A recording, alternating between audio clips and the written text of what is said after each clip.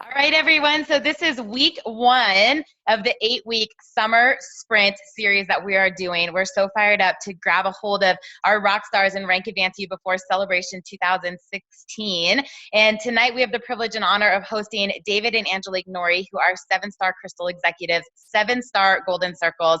They are athletes. They have a background in medical sales. They build with integrity, authenticity. They're fun. They've won the ICE Derby. They're top pool earners, top achievers, and just have so much goodness to bring to the call. So David and Angelique, I would love for you guys to just kick off the call with really just sharing your story and your journey and how Isogenics came into your lap and when you really made the decision to go for it.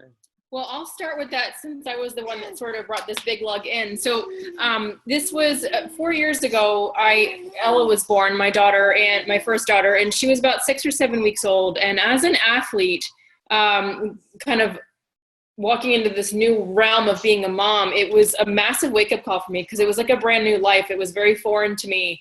And having this, 6, 7 week old little human being speaking a language I didn't understand, I was trying to meet all of her needs. And as a brand new mom coming from the athlete world where I used to prep all my food and work out a couple of times a day and eat out of Tupperware every 2.5 hours, I knew that that was going to be massively different and that change was going to occur.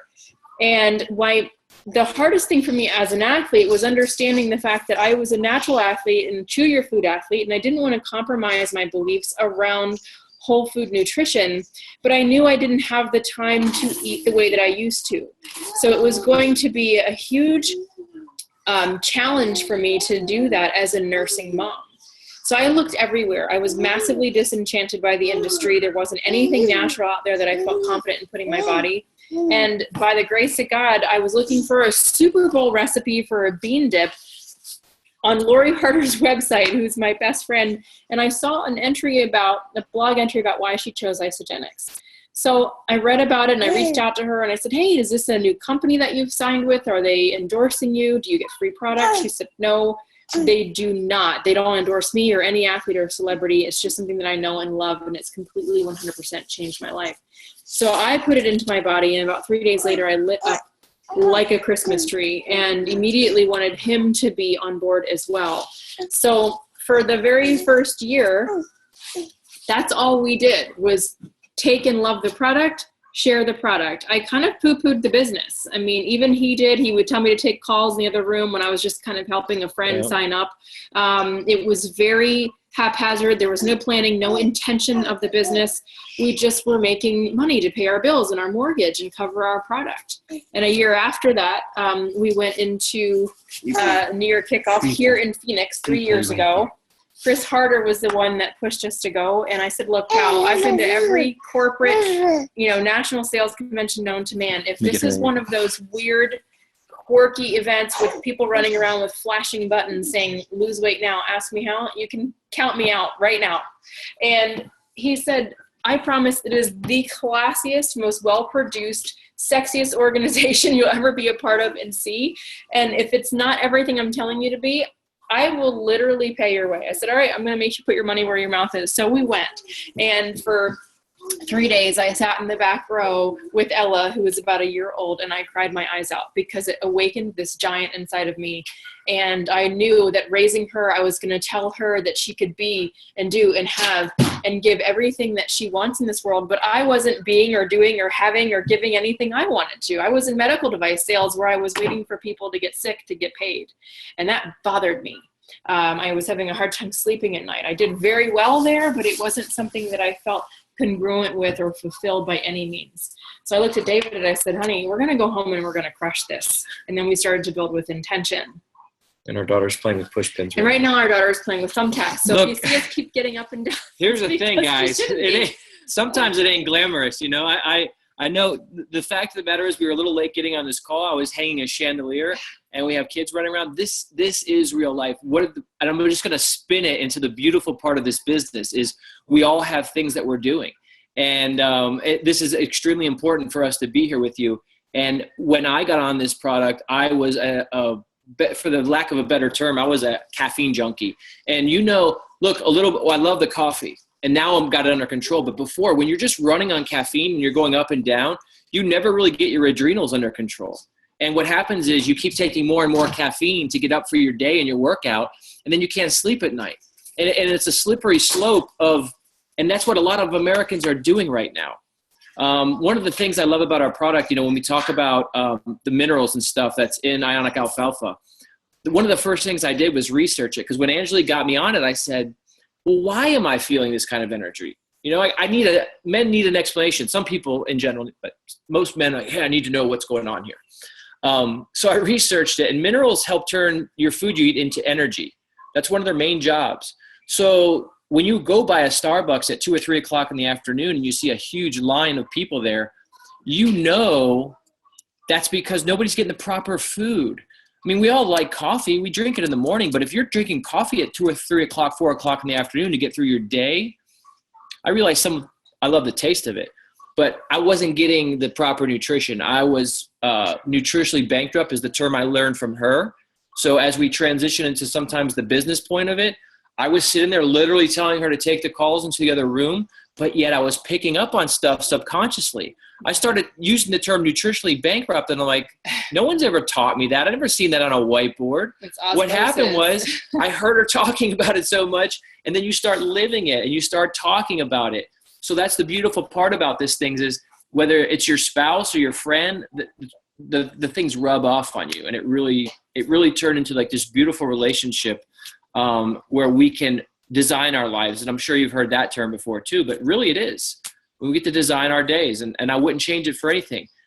Without getting ahead of you, I know I talk a lot, but Lauren, one of the things people always ask me is our why, and you see these little kids running around and everybody of course I want a life for my kids, but my why is a little bit selfish, and I like to say it because I like to admit this. I never want to work for anybody again, because now that I've tasted entrepreneurship and I've tasted what it means, one of my biggest fears, I operate sometimes out of fear. I don't want to fill out another application. I don't want to go on a job interview. I love this lifestyle. It's really helped us, our marriage, our family, and I'm hooked. I think that's important for you guys to understand and talk about operating out of fear, because a lot of times we all shy away from fear, and we worry about fear as being obstacles. And for me, I get it on equal playing field. My why and my fear are right there. I mean, if I'm going to put them on a scale, they are neck and neck. And the reason why is, you have your why and the things that drive you and everything that you focus on and the reasons why you do this and the intimate details of what you get out of bed in the morning for.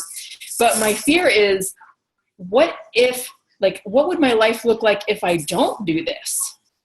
And if you get that kind of fear in front of you, that is an additional drive. So that way you don't have a push-pull, you have a pull-pull. And that's where people get it twisted, because we're so afraid of our fears and we allow them to, to capitalize on our life and cripple us in many ways. Get it on equal playing field.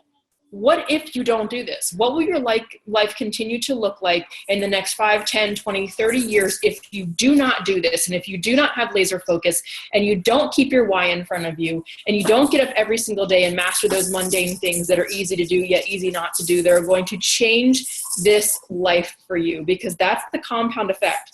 We think there's a quantum leap. There is no quantum leap.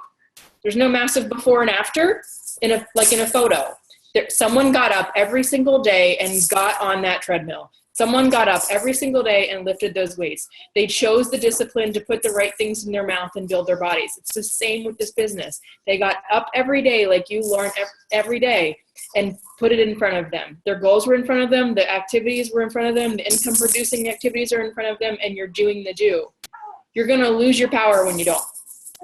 So I love that. And actually you guys both touched on things that kind of prompted a question. But David, when you were talking about how you love being an entrepreneur, I feel like some people just don't even know what that's like. Like I know PK says there's an owner, or, when you're what is it? When you have a job or own your own business, that whole saying. But people always ask what am I supposed to do? And there's a lot of things that we can teach, but intrinsic motivation or self-motivation is hard. I mean, I'm sure Angelique, as a trainer, you can write the workout program, but you can't actually make someone go to the gym every day. So how would you help some of these people as they leap more into that, and that there isn't a boss over their head? There's no one giving them that to-do list. And Angelique, as you were talking about the income producing activities and mastering the mundane, I would love to hear it from you, because they've heard it from me about like, what are those things that you've mastered in the income producing activities that you do every single day with that consistency? Well, I'll go real quick. And it's ironic because this just came up on our team call. Is what happens is we have people that are doing this, and it's like the lottery. Everybody wants to win the lottery. If you ask everybody, they all want to win it. But how many really expect to? And now this isn't a lottery. This takes hard work, but it's got more guaranteed results. There is no question marks. There is no if. If you do it, it happens. So in our team, we have this business page, and I asked them to go back and look in their back office and see what percentage they are up after 3 months, after 6 months, and after a year, if they've been in that long. And a lot of people are up, and there's 2 reasons to do this. First of all, a lot of times we don't realize how much we're up. So people are coming back going, I'm up 100% year over year. And here I thought my business was stagnant. And I'm like, well, where in corporate America are you going to double your salary in a year, right? And the other part is some people weren't up. Some people were kind of level. And one girl said, in the last 3 months, I'm kind of even. And then a couple people jumped right in on the thread and said, don't worry, it's okay. That's what you do. So this is what part, stagnant and teaching people, it's called tough love. And I'm not great at it. I'm learning it. It's a very hard skill.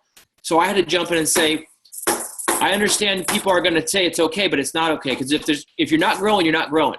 There's no way, I hate to say it, but you can't polish a turd. That's an old South term from the southern states, but you can't. And we got to be honest with each other. And I feel like we can do that in a business situation, not on our regular public page or in maybe our product page. But in this situation, we can be honest with each other and say, this is what we have to do. We have to have accountability. Go ahead. Yeah, without question. And oh man, that's a tough topic, because as I go into the income producing activities, one of the most important things, a part of that, is being really honest with people.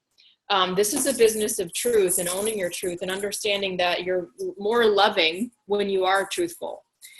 We live in a society, in a mythical society, where it has become glamorized to pat people on the back when we're suffering. And we allow that misery's company to sort of take over our world, and everybody hangs out in these little pods that act the same, look the same, behave the same, want the same, do the same. And when things are wrong, we just coddle that behavior. There's no rise up mentality. But the minute that any of you, because you've done it, the minute that any of you rise up and go, you know what? My day of disgust is right now. This is when things are going to change. I'm no longer going to put up with this anymore, and I want my life to change, and here's what I'm going to do. And then people start getting, all upset over it, and their hands are on their hips, and they're turning their nose up at you. You have to be okay with that. So that's your number one income producing activity, is belief. You have to be okay with that. If you are not okay with that, day in and day out, somebody, whether it's a stranger on the street or an in-law, is going to knock you back on your heels, and you'll be one no, one rejection, one conversation away from quitting. And if you're okay with that, then this is not for you. Income producing activity number one. Number two, you got to just be a human being. I think what we have forgotten is the magical art of making friends. And my husband is the master at that. He can talk to a tree. That's what you have to be good at. Seeing someone's t-shirt and making a comment about it. Yesterday he met a guy, he had a shirt that said Minnesota on it. We started talking about Minnesota, how we just came back there from a business trip, and we spent 8 days working with our team.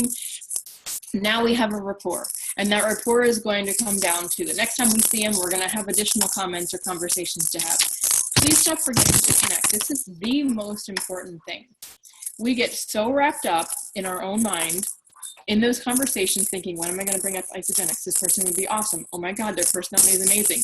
As soon as they're done talking, I'm going to tell them about our amazing shakes and all the 24 undenatured grams of protein and how it's going to work in their body and the cellular communication. Stop. If you don't stop, you're going to miss every opportunity to connect with somebody. The business of internet marketing, network marketing, marketing in general, and making friends is built on 3 things. Knowing someone, liking them, and trusting them. When you have those things, you will buy. I don't care who you are. If no like and trust have not come into the equation, it's going to be very hard to go through a sales cycle. Okay, so if you're not doing those things and creating that rapport, it's going to be very difficult to make that connection. And And even if they do buy without knowing, liking, or trusting you, it's going to be very hard to keep them around. Okay. It's rare. It's a very rare situation. The other thing is just remembering your downline, loving on the people that you have. 82.5% of this company is built on product users. We talked about that at Top Achievers, Lauren. Love on those product users. Some of you are probably massively frustrated with the people that are loving the product but don't want to share.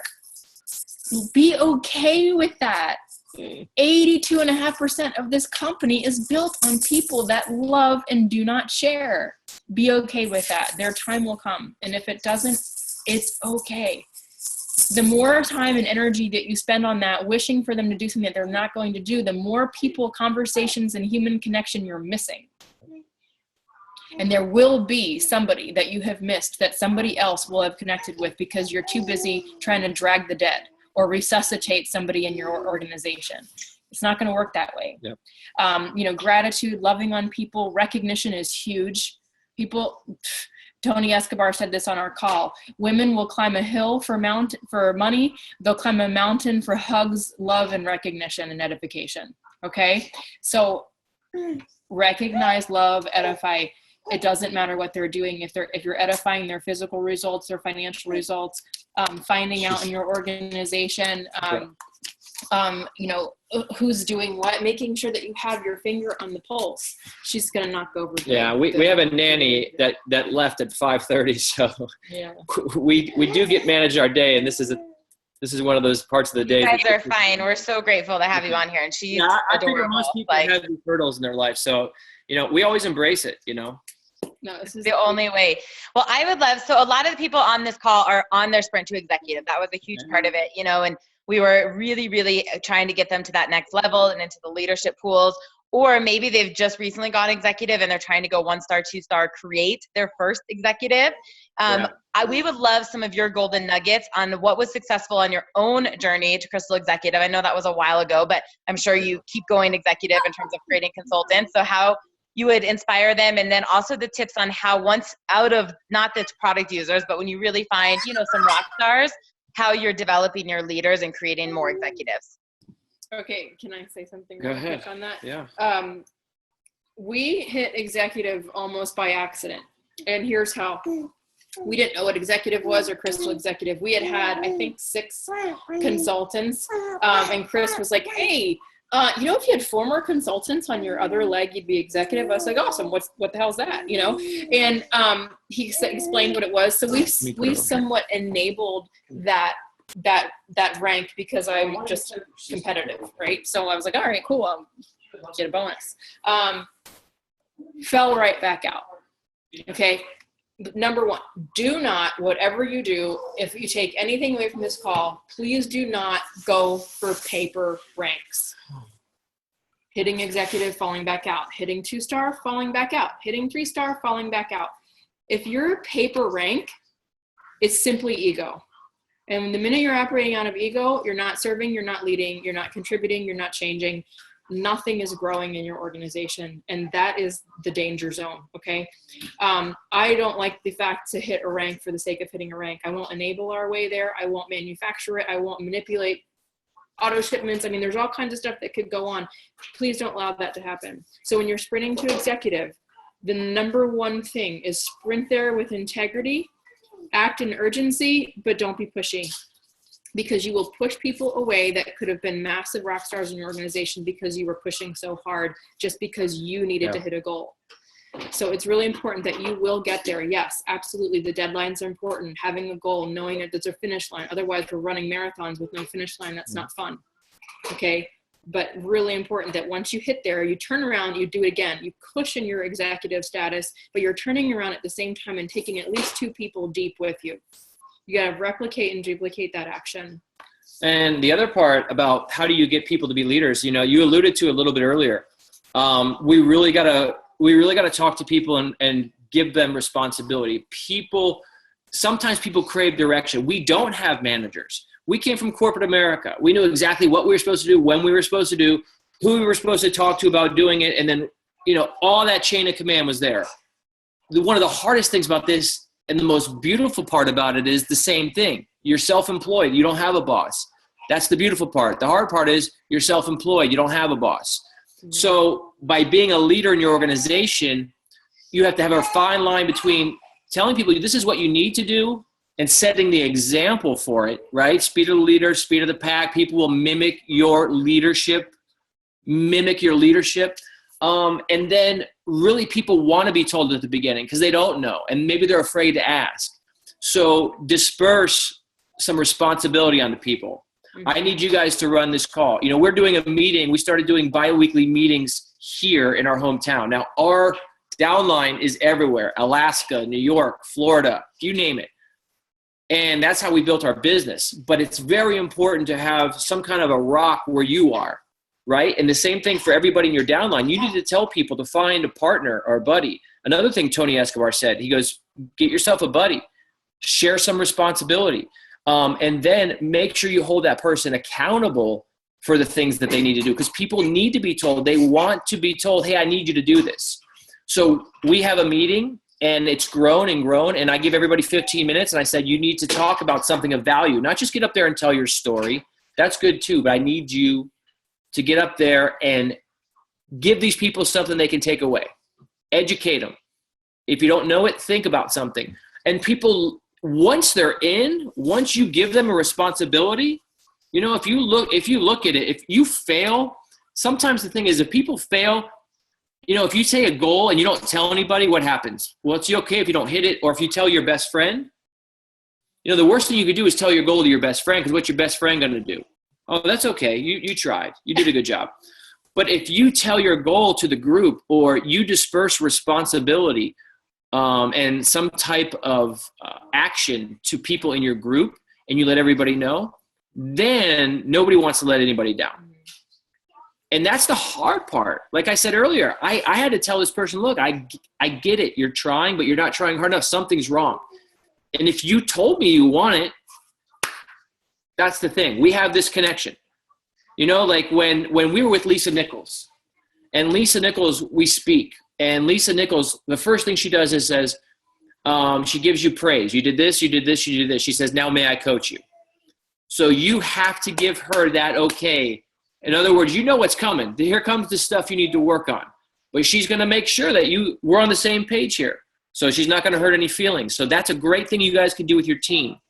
Before you really give them the assignments and you coach them and you give them the tough love, throw a couple things of praise their way, soften them up, and then go, now, is it okay if I coach you?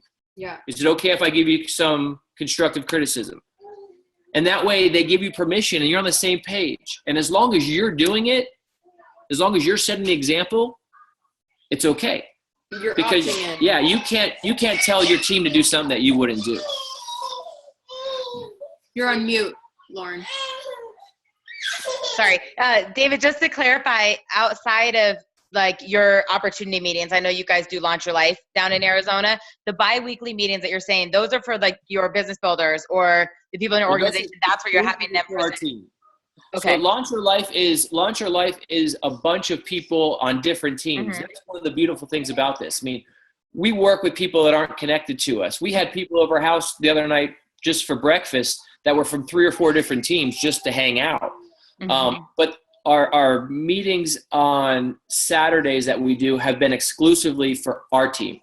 And that's all right. You know, we want to open up Launch Your Life, and we want to do all that stuff. But every once in a while, you have to say, look, guys, this is for my team right here.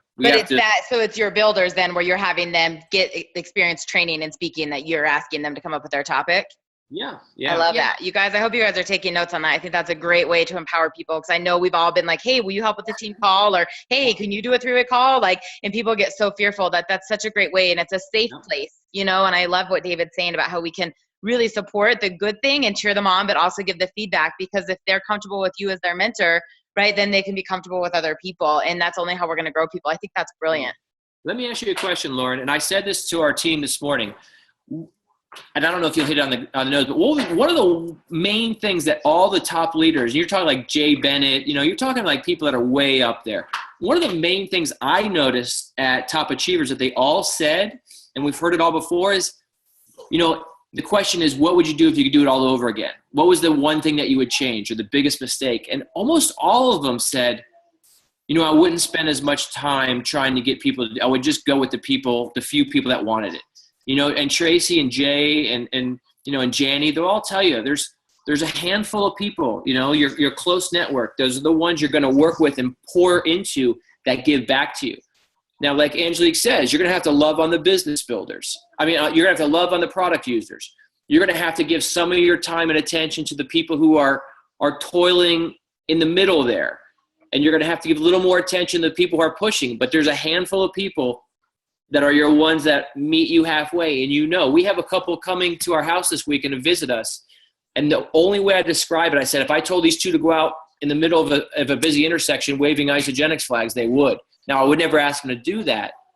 But everything we've asked them to do, they've done, and they hit Crystal Executive. And those are the people that we would bend over backwards for, because it's an equal energy exchange, and we talk about that. And they're deep into our organization, guys. So we're not receiving recognition. They're not one of our personally enrolled executives. So make sure you know who those people are.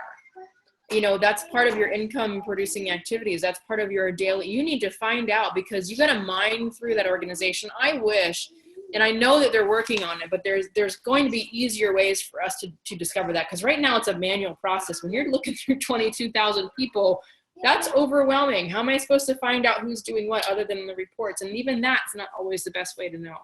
So it's really important that you mine through those people, because you're going to have a diamond in there that you may not have known about, that was somewhat orphaned by some enroller that maybe just shared the product one day, Or how many of you guys on the call have played Florence Nightingale before, where you're going to rescue somebody and you just know it, and look, nobody else has been able to get to this person, but I know I can rescue them. And I said, that's fine, but out of 10 tries, you might get one or two. But if they're not meeting you, don't play Florence Nightingale, because that's a waste of your valuable time. And I think this is a business call, so we can say that. Look, we have hearts as big as anybody. We want everybody to succeed. Gosh, yes. But when it comes down to it, those two kids over there, and what we need to do, this is our lifestyle. This is our business. So we have to, and we've learned the hard way, we have to make sure that we're putting our energy into people, those who deserve it. And I don't think that's any big secret. And I think all the leaders will tell you that. And sometimes the people you're trying to help, that Florence Nightingale effect, sometimes it's your own family. Sometimes it's your sister, your brother, your best friend. They're the worst. They're the hardest ones. And who knows why that is, but that's a whole nother topic. It's always an equal energy exchange. You're going to have your A, B, C, D, E players. It's just the way that it is. They all mean something to your organization. They all matter. So you can't have exclusivity around the ones that you just work with. There's just ones that you're going to play in the kiddie pool with. Some other ones you're going to go a little bit more into the shallow end. And the other ones you're going to go deep and do some Olympic diving, so that's just how this business works. You just got to be able to identify who those players are, who those key players are. David, I love what you said about jumping in the road with the signs. I'm not sure if you've ever heard me say this. My team has, but I tell them I was so coachable that if Janny told me to make snow angels in January in Colorado, I would have done it naked. If this is going to make it happen, same way, I was never going back to work again. I was not going to be hireable. It feels, right? We had a girl today that I've known. I used to work for her in Tampa. I worked at a PR agency in Tampa, and she was my boss. And she's just been one of those people. I've told Angelique, I go, you just know, personality for days, needs a great story. She got back on the product, and I told her that, I go, well, Angelique actually told her, I'll give her credit. She goes, if you're really serious about this, you'll call today and you'll go to Celebration. And we hung up the phone, and within half hour, she goes, I just made my plane reservation. So we know. That's how you know. Taking action is one of those things that, is when you find someone that takes action, man. That's such a big topic, Bo, because what David said about taking action, I want you to understand it's more than just the idea, the taking, everyone talks about, we got to do it. That's personal integrity, all right? So whether it's you on this call, because sometimes we need a wake-up call, or somebody in your organization, there is a personal integrity issue at stake. We all say we want it, we just don't all do the do. That's personal integrity. This world, not Angeliques, this world is made up with people that say A and do B. Say A and do A.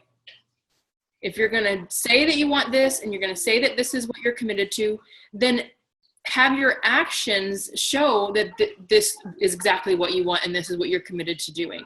That's personal integrity. It's 100% on you. We all have access to the same products as the Ice Body Challenge winners and finalists and honorable mentions and all the completions. We all have the access to the same exact compensation plan. There's one variable, and it's you. And I think a lot of people have a hard time swallowing that pill, but that's basically what makes America work. You know, you're going to have a lot of people that are great starters, but really crappy finishers.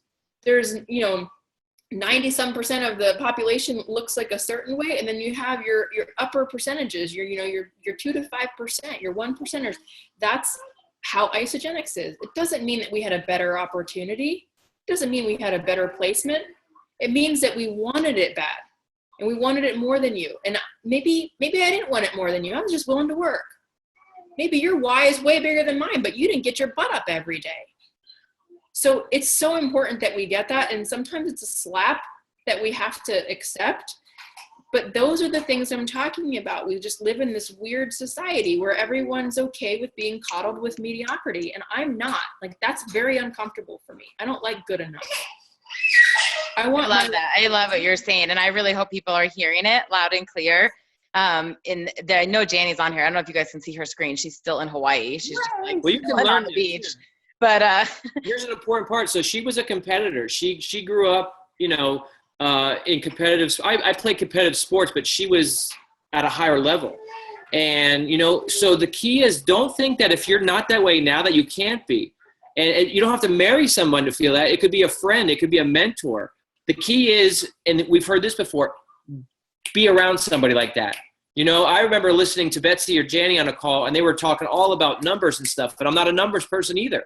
And that's what I need to be around someone. She's the numbers person. But when it comes to connecting and starting conversations and sometimes doing the little things, making sure that we're taking care of that stuff, we all have our strengths. But don't think that if that's not a strong point that you can't get there.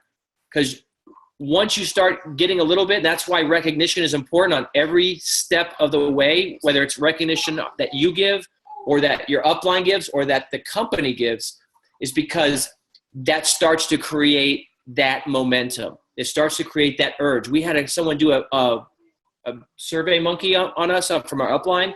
What gets you going? And mine was always like trips. Once you go on an Isogenics trip, if you get an Iso Derby or you get top achievers, the last thing you want to do is stay home the next year, man.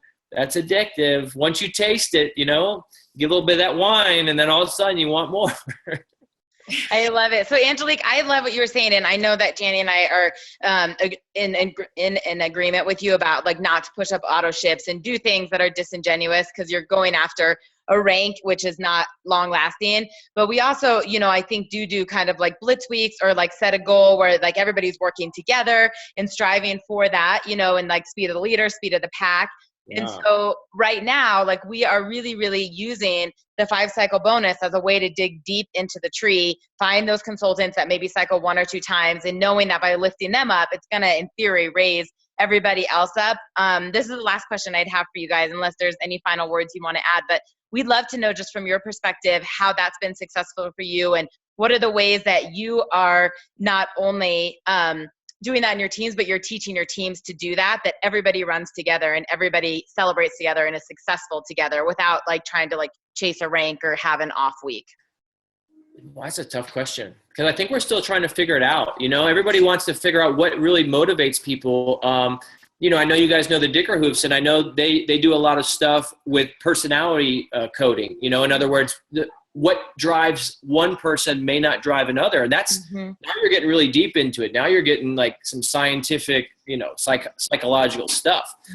I think we're still trying to figure it out. Part of it when you get to this level is then you do become a little bit like a manager, and you have to quell a fire over here and make 2 people make up over here or motivate somebody over here. And sometimes it's like, geez, guys, can we get along? What, I always have to remind people the only person you have to answer to at the end of the night is your spouse or yourself.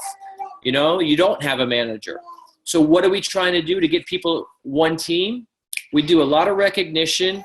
We're doing a lot of, you want to, let me slow down. One of the best things you can do, I always tell people, you're going to have to scratch and claw a little bit at the beginning to get some momentum. It's like anything. It's like getting that ball rolling uphill. And once you get to a spot where you're rolling, then all of a sudden your body of work starts to speak for itself. People start to notice you. My biggest thing is when I tell people is your story always has to be evolving. To me, that's the biggest key. Because we live in a fishbowl, because this is the Truman Show and people are watching you, if your story's not evolving and your story becomes stagnant, then people are going to say, I knew it. It wasn't a lasting thing, or I knew she wasn't going to make it. So there's 3 ways your story can evolve. Physically, which you always have control of that, right? But we know sometimes you hit a wall. No one's immune from hitting a wall. Financially, again, and financially doesn't mean waving money in front of people, but it means, hey, look at so-and-so's on top achievers. So-and-so's maybe taking their family on a vacation. And the third part is the easiest, that you always have the most control over no matter what. And that is your personal development. The way you handle yourself, the way you speak, the things you say, the things that are important to you that you're projecting, that is the easiest way to show people that your story is evolving. Okay, you always have control of that. Where the other 2 are going to vary a little bit and you always want to make sure they're climbing, the personal development side is great. So we try and tell our team, look, always work on you. Then you want to make sure your body's in point. Then you want to make sure that your business is moving so people who have been watching you for sometimes years will pick up the phone and go, now's the time. You got me. I mean, I've been waiting for you to quit. I've been waiting for you to say it's not working, but it just looks like you keep evolving and getting better and better. So now I want to be a part of it. I want you guys to realize how massively important that is. Because I'm going to get a little real right now, because there are people in our team that their business results look a lot like their physical ones. Up and down, in and out. Hot and cold, all in or all out. You can't, this is a business of consistency. You've got to be consistent. And the best metaphor I can give you is when we were in Maui, we went surfing for the very first time. And I'm laying on that board and you're paddling and you're paddling and you're paddling. You're going up current, paddling. And I was sore. I had to keep resting my head because it hurt my neck just to keep looking up. And my traps and my rhomboids and everything were on fire. And you're up there and you're just waiting for that wave and you're just sitting there and you're waiting. And you're like, all right, well, so I've paddled all the way out here and I just got to wait for that one wave. But that one looks like a good one. Okay, I'm going to paddle a little bit against it or with it. And I'm going to wait. And then you catch the momentum and you're riding the energy of the sun. And it is the most exhilarating, amazing feeling on the planet. And you have momentum like you wouldn't believe. And then you want to turn around and do it again. But then you're going, wow, I got to paddle again. And you paddle and you paddle. You just do it willingly. You do it willingly. It's almost like you taste that exhilaration and you're willing to go with the torture again. Okay, there's an addictive nature to that. So it's important that you understand it's not always going to be riding the energy of the sun. It's not always going to be momentum. Those are the sweetest things that we can taste, but it's going to take a lot of consistency and a lot of work, and you have to be willing to have that kind of sacrifice. That's the mundane stuff. That's the boring thing that no one wants to get up and do every single day. Those are the follow-up calls. Those are the check-ins. Those are the lists. Those are the inboxes that you have to keep going back through again. Those are the posts that you have to do, the phone calls you have to make, the compliments you have to have, the digging deep in your organization, the gratitude, the picking people up, the, mining through who it is in your business that's moving. One of the things that we are doing with our team through Hillary and Justin Courtney is the Rise Up retreat. They had to hit 2-star golden circle by a certain date, which is now. And in order for them to come to this retreat that we have in July. And we have leaders emerging all over the place because they wanted to be there to get this exclusive training by all of these leaders and just to be around us rubbing elbows. So again, that could be a color code personality thing or whatever, and they just want to be part of community. But you won't believe what people will run through just to have something like that. So I would say that's one of the things that I definitely think. We're actually working on the 5-cycle bonus right now. So I'd like to hear how you're going through your entire report to find out who they are, because that's exhausting. But quite honestly, it really comes down to those things. Like David said, it has to be evolving. if your body's not changing, and this is serious, if your body's not changing and you are not a product of the product, I don't care how good your business story is, you have got to walk the walk, talk the talk, and do the do. You have to look the part. If it's up and down, in and out, so is your business. And we have people in our organization that their results match exactly what their physical transformation is. So I love that. Thank you so much. I'll say one thing just because you asked, and then I'll let everybody go because I know we're just at the bottom of the hour there. But because this was successful for me to hit 5-star, and I was in conversation a lot with Angela Maresca that weekend that she went from 6 to 8. But the week before basically had printed off from the blueprints when you look at your top cyclers, because even people that cycle 1 times are on there. It might just be many pages down, but basically anyone from 1 to 4 cycles, we started reaching out to, especially if they were on a team leg that they had banked volume. If I looked at them and they were inside, it's a much bigger piece of the pie to bite off. Yep. But if they had bank volume and showing them like, hey, you need 1,500 BB in 1 week. And especially if they had people already enrolled that were inactive or other people to kind of work with to say, if you all enrolled 1 President's Pack this week, or if you all had a launch party or something. And that was where we started. And then, the manual part, like you say, going to the tree, but started with my consultants and then the nested enrollers. And your team's 4 sizes bigger than mine, but it was kind of one of those things. I have 40 consultants, and I had set a goal I was going to go through each consultant a day, deep in their tree, and I kind of did that a couple at a time and had this massive list. But I think we had 20 some people hit the 5-cycle bonus in 1 week, and we had 2 3-stars, 2 2-stars. I went 5-star. Our team is smaller than yours, but it was this ripple effect, and we're doing it now. And it's tedious. It's really tedious. It's definitely one of those monotonous activities, but it's also the most fulfilling, most rewarding. I had a girl last night that I talked to about it, and I was like, go back to these people, talk about pina colada. And she cycles 1 time a week, and she's already at 3 today, and it's Tuesday, So you guys, thank you so much. I know everybody, please say hi and hugs, and we love you. And I'm going to unmute actually, so you guys can all say your love and thank you. And we really, really, really appreciate you. I hope that you can get the chandelier up tonight. Bye, Ella. Sorry about Thank that. you. Yeah. Thank Thank you. you guys so much. Let us know anything we can do for you, and thank you for your time and golden nuggets tonight. Good night. Good luck with the Thank you chandelier. guys. Have a wonderful day. thank you guys. Have a great Bye. Thanks, Angelique. Thank you. Thank you. Thank you guys. You're awesome. Have a wonderful evening. Love you guys. Look at Bye, Jenny guys. now. Have a beat. Bye, guys. strategic place Yeah. at the water.